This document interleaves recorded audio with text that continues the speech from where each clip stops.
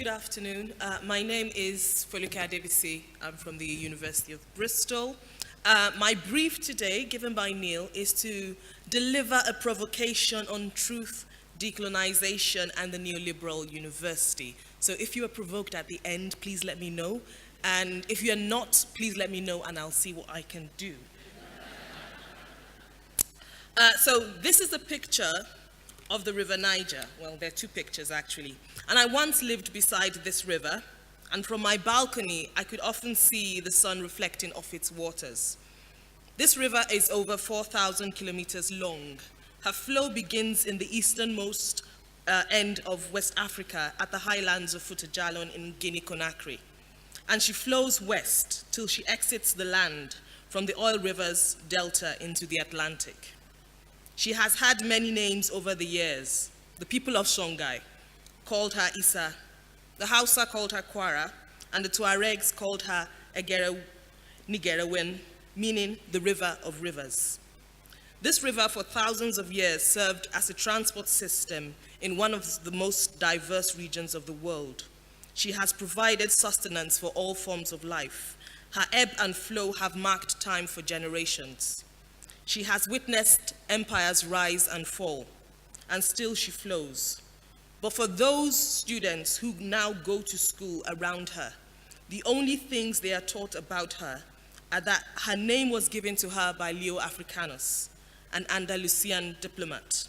No other names are taught. Students are often told that she was discovered by Mungo Park, a Scottish explorer, though those who lived in her and with her never declared her missing. And so I suggest to you, quite strongly, that we have always lived in a post-truth world. And those who live in what is designated the global south have always tasted the waters of post-truth. What is startling to us now is that the frontiers of post-truth are moving north and are being dispersed very, very quickly. So decolonization is often perceived as a means to uncover histories hidden from the truth, histories like the histories of the river. But one of the pitfalls of decolonial praxis in higher education is a fundamental misconception of what it requires, both in theory and in practice. The four main things that I suggest decolonization is confused with are representation, inclusion, diversity, and equality. As a decolonial academic, that's myself, it quickly becomes clear that without critical thought, representation can become tokenistic. People are often included into spaces that are not safe for them. General statements of equality often ignore the process of othering and set an unequal normative standard of equality. In promoting diversity, we often promote difference that doesn't make a difference. Thus, we focus on what we are fighting for, rather than what we are fighting against. And all our lofty sounding words and good intentions pave the way to hell for groups who have almost been routinely left out of our knowledge systems. Shekpo Madeline Ngozi states that decolonization is always a disruptive process. Frantz Fanon calls it a violent phenomenon. Tuck and Yang describe decolonization as nothing else than the undoing of colonization.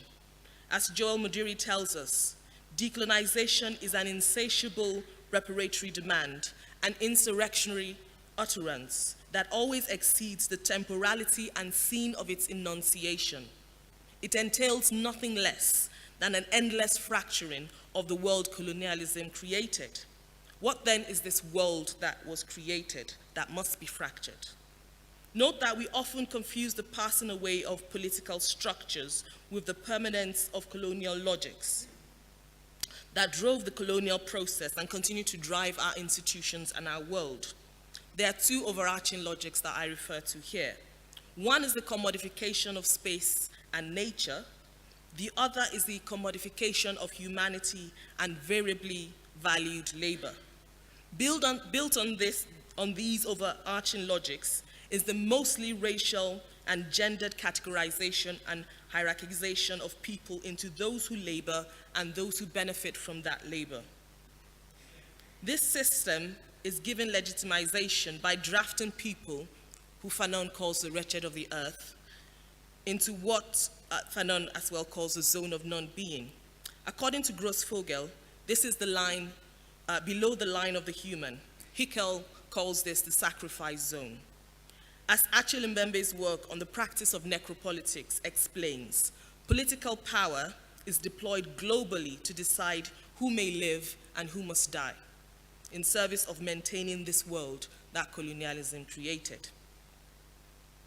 Therefore, we cannot decolonize higher education structures while relying on colonial logics of commodification of labor and space.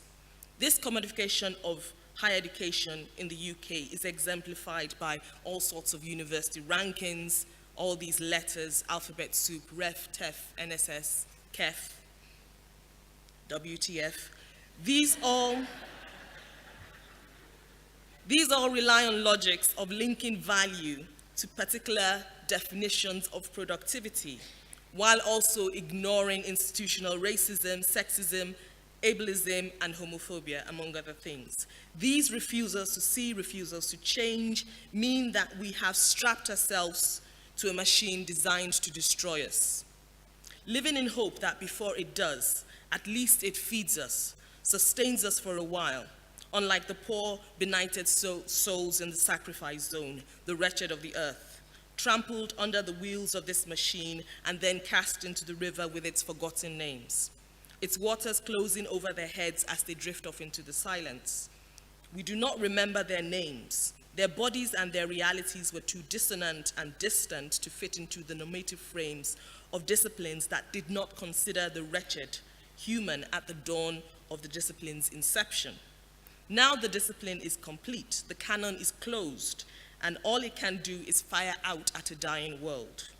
As we live through and hope to survive the sixth mass extinction, we need to carefully consider why we're still operating on the same colonial logics, and if we really expect different outcomes. Or are we just hoping to be fed and sustained for a while, unlike those living on the other side of the abyssal line? We bury the wretched and expect the water to always hide them, but the stench of bloated bodies will rise from this wretched earth. We cannot decolonize the university using the same logics that made it a colonizing force. How illogical is it that the structure we are attempting to decolonize is the structure we are attempting to use to decolonize? Therefore, until we in our disciplines, our institutions, and our world are able to create spaces in which the voices of the women on the banks of the river can properly be heard by us, and what the water knows and remembers is understood by us, decolonization will remain impossible, and the waters will die away as the bodies that lie under it have done, and so will we. Decolonization is impossible, but we can make her possible. If we wish to survive this wretched night that the earth has been plunged into by humanity, we must make her possible. Thank you.